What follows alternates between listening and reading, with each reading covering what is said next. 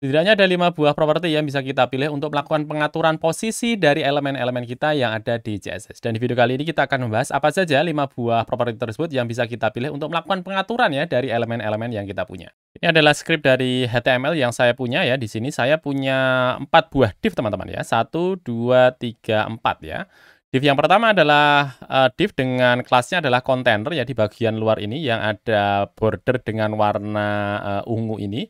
Kemudian ada kelas area 1, kelas area 2, dan juga kelas area 3. Isi dari kelas area 1, area 2, dan juga area 3 sama saja sebenarnya. Yang membedakan hanyalah warna di bagian belakangnya di sini. Nah, kemudian di bagian style.css saya berikan standar saja ya. Di bagian kontainernya saya berikan warna ungu ini. Kemudian di bagian area 1 saya berikan display flag ya. Standar saja supaya tampilannya menuju ke bagian tengah ya. Begitu juga di bagian area 2 serta di bagian area 3. Dan tidak ada dari kelas-kelas tersebut ya, saya berikan position ya. Teman-teman coba perhatikan di sini. Di bagian kontainer saya tidak berikan position ya. Di bagian kelas area 1 saya tidak berikan position ya. Begitu juga di bagian area 2 serta di bagian area 3 saya tidak memberikan property position di sana. Nah, coba teman-teman perhatikan ya, di tiap kelas yang saya punya. Kelas container, saya tidak memasukkan position di sana. Kemudian kelas area 1, saya tidak memasukkan property position di sana. Begitu juga di bagian area 2, serta di bagian area 3, saya tidak memasukkan untuk position di sana.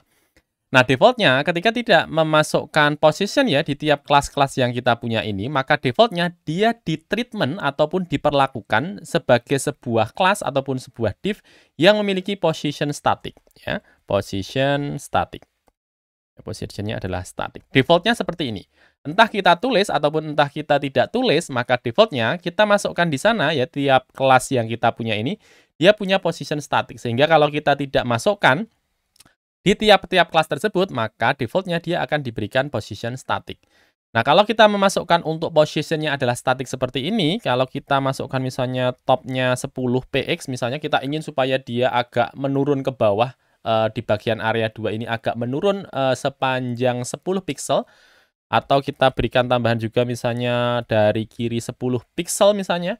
Kalau saya Ctrl S, maka dia tidak akan ada perubahan ya. Karena apa? Karena di sini kita memilih ya, untuk positionnya ini ya, kita treatment atau kita perlakukan dia dengan menggunakan static ini. Sehingga walaupun kita berikan top, kita berikan left, ataupun kita berikan bottom, ataupun kita berikan right begitu, maka tetap saja dia tetap pada posisi yang sama ya. Entah kita berikan jarak ataupun entah kita tidak berikan jarak. Nah, supaya dia mempunyai efek ya ketika kita masukkan top, left, ataupun kita berikan bottom ataupun right, maka kita ganti dari yang sebelumnya static ini, kita ganti menjadi relatif begini ya. Coba saya Ctrl S. Nantinya ya di bagian area 2 ini dia akan mulai berefek ya untuk top yang kita masukkan ya, untuk left yang kita masukkan. Misalnya saya masukkan untuk topnya dia punya jarak 20 misalnya, dia akan agak turun lagi ya dari yang sebelumnya. Misalnya di bagian left ini saya masukkan 20 begini, dia akan punya efek lagi. Misalnya saya ganti ya di bagian top bukan 20, misalnya saya ganti bottom, kemudian left-nya ini saya ganti menjadi right begini. Maka dia akan diperlakukan berbeda ya dari bagian bawah ya, dari bagian bottom, dia akan dinaikkan sepanjang 20 pixel ya. Kemudian dari bagian right atau di bagian kanan dia akan digeser sepanjang 20 pixel ya. Asal kita masukkan di bagian posisinya tadi dengan menggunakan position relatif ini. Setelah kita mengetahui tentang relatif ya, position relatif, sekarang kita akan membahas tentang absolute teman-teman. Ya, misalnya di sini saya akan ganti untuk positionnya dari yang sebelumnya relatif ini, kita akan ganti menjadi absolute begini. Ya, coba saya Ctrl S. Maka sekarang posisinya ya dari bagian area 2 ini, dia ya di bagian kelas area 2 ya, dia akan diturunkan teman-teman ya. Dia akan diturunkan. Di mana dia akan punya jarak dari bagian bawah, ini adalah 20 pixel. Kemudian di bagian kanan ya, dia akan punya jarak sebanyak 20 pixel juga. Nah, kalau kita lihat di sini, urutan area 1, ya, kemudian area 3, kemudian area 2. Padahal ketika kita punya di bagian index.html ini, ya, urutannya adalah apa? Urutannya adalah area 1 dulu, area 2, kemudian area 3. Tetapi tampilannya di sini, dia sudah tidak mengikuti dari urutan yang kita berikan di bagian HTML.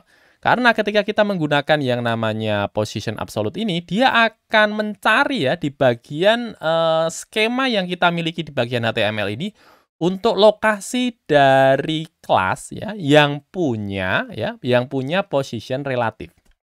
Nah, begini. Kalau kita lihat di sini, di bagian luar dari area-area ini, area 1, area 2, dan juga area 3, dia dilingkupi ya, atau dibungkus oleh sebuah kelas yang namanya kelas kontainer. Sekarang coba kita lihat di bagian kelas kontainer. Di bagian kelas kontainer, dia tidak punya position sama sekali.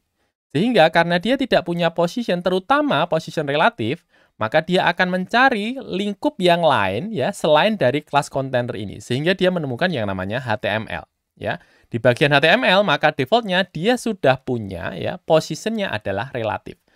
Sehingga teman-teman supaya dia tetap berada di bagian dalam dari area ungu ini ya kita bisa masukkan di bagian kelas kontainer ini yang namanya position relatif. Sehingga nanti ya posisi dari area 2 ini dia akan diletakkan di bagian tetap di bagian dalam dari garis yang berwarna ungu ini. Sehingga dia tidak akan melonjak ya atau keluar dari pola yang kita miliki ya di bagian kelas kontainer ini. Sehingga dia tetap berada di bagian dalam dari border yang warna ungu ini. Tetapi berbeda kalau kita menggunakan yang namanya positionnya kita ganti menjadi fix seperti ini. Ya, positionnya fix seperti ini. Kalau kita menggunakan position fix, maka dia akan langsung mencari ya untuk tag HTML-nya. Sehingga bottom ini ya dia akan dibuat ya jaraknya langsung dengan tag HTML di bagian bawah.